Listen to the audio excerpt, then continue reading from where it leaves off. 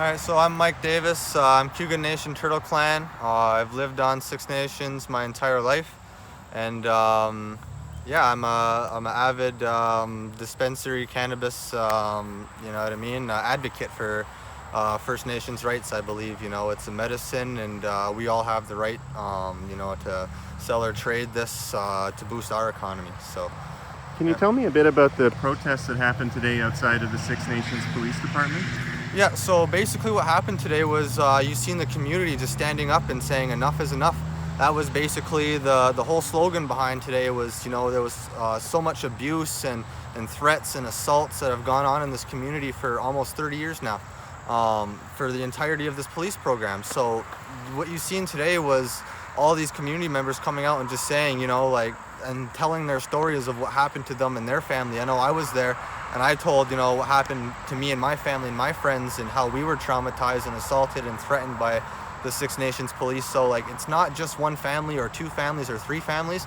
It's a lot of families, as you've seen earlier today, all lined up on the road there with their signs. And that's, like I said, that's the slogan, enough is enough. Can you tell me a little bit about where the cannabis industry in Six Nations is at, and a little bit about the coalition that you're a part of? Yeah, so the cannabis industry, it's not as booming as Tyndonega or Oneida or those other places, but it's coming along here for sure on Six Nations. We got about just under 10 dispensaries, I believe, that are running right now, that have their flags and their stickers, and we just got frame section 25 and 35 photos for each individual shop. So I mean, that on that side, it's coming along really well. So coming up this Monday is going to be the first day that the dispensaries do their donations back to the community. So there's basically a credit union that is looking after all the financials for the coalition. So it's going to be really interesting to see what the first round of donations is back to the community.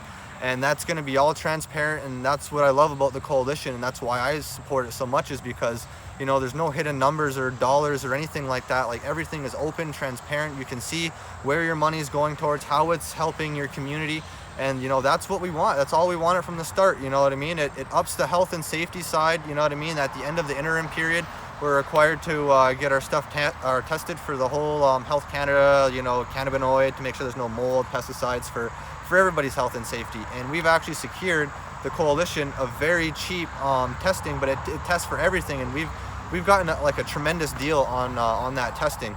So everywhere else we were calling, it's $1,100-$1,500, and essentially they slashed that price by 90% for us.